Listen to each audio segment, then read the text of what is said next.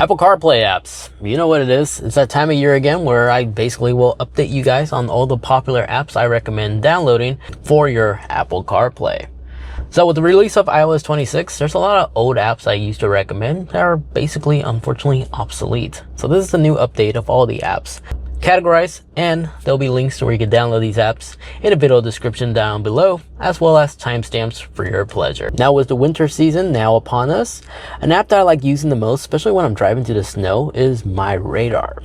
The cool thing about this app, it will give you real live like weather forecasts, and as soon as you enter a destination and you set that destination and you hit start, it will actually show you real condition road feedback when the terrain is dry and begins to get wet.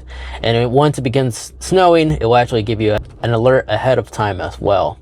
This app is pretty cool for that exact reason. And if you hit settings and go into layers, you can also include clouds, road weather, and you have like nice little preferences right there. You can also change the map type too if you wanted to show dark mode all the time or current road. But I personally like running this app with like another app like Apple Maps as an example, or Google Maps, depending on the situation you're in. But I usually run 2 GPS, but I like to have MyRadar when I know it's going to be wet or snowy at the same time.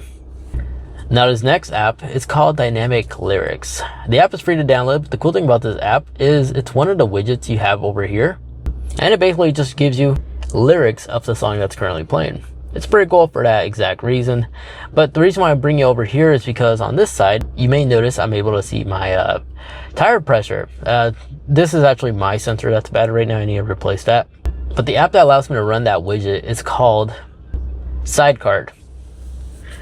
As I'm able to create custom widgets, which will show me my tire pressure and other vehicle information right here. But I can also run a free diagnostics with my OBD2 scanner. So it sees I'm connected, it knows the vehicle I'm driving is a truck, and I can see like real-time vehicle information of my current car, as well as climate, my engine stats, as well as any like OBD2 codes I may have on my car. It's pretty cool. They also keep track of like your previous like vehicle history if you like to keep logs to automatically track every time you start your car.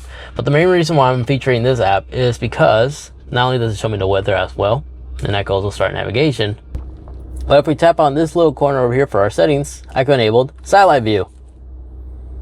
And it's one of the few map apps that actually gives you this freedom to switch between standard map layout or an actual satellite view from Apple Maps. But for the OBD2 function, like to monitor your engine temperatures and stuff like that, it is required for you to buy an OBD2 Bluetooth receiver, as you see me holding right here. I'll link this one in the description down below, but this app is pretty awesome for that. It also works with electric vehicles as well. Now, another great tool when it comes to road trips is knowing the gas prices ahead of time. So you can actually go and scout ahead and know which gas station to pull into.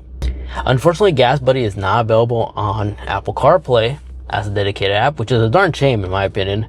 But an app that I found out that does have this ability is the AAA app. And I don't think you need to have an active AAA membership to have access to this.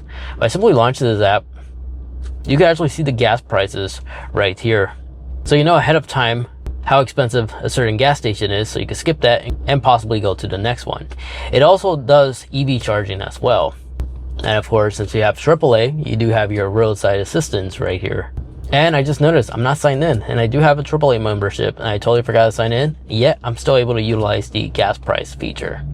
So that's pretty cool. I'm pretty sure they get their sources from Gas Buddy. So amazing alternative if you want Gas Buddy features on Apple CarPlay, the AAA app. Now, since we're talking about fuel, I highly recommend downloading some type of gas station app. The gas station app I like to use is Chevron, but I'm pretty sure Shell does this.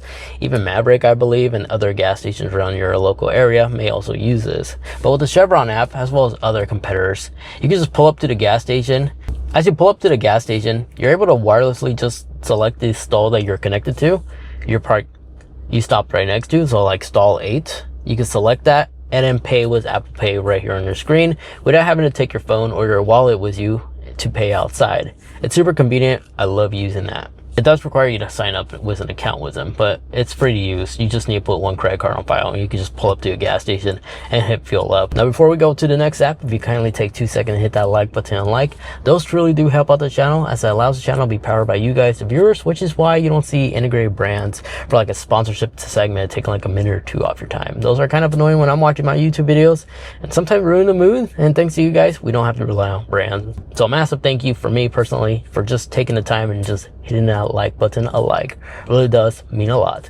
Let's carry on. Now, this next app is called Brave, and this lets you listen to your YouTube videos or music playlists you have on YouTube and listen to it all for free in your vehicle. This is Brave right here, and the way to get started is you need to launch the Brave app on your phone. So here's the Brave app, and if we quickly switch to YouTube as an example, this could be a music video as well. You could tap the little dot icon, of course, hit share.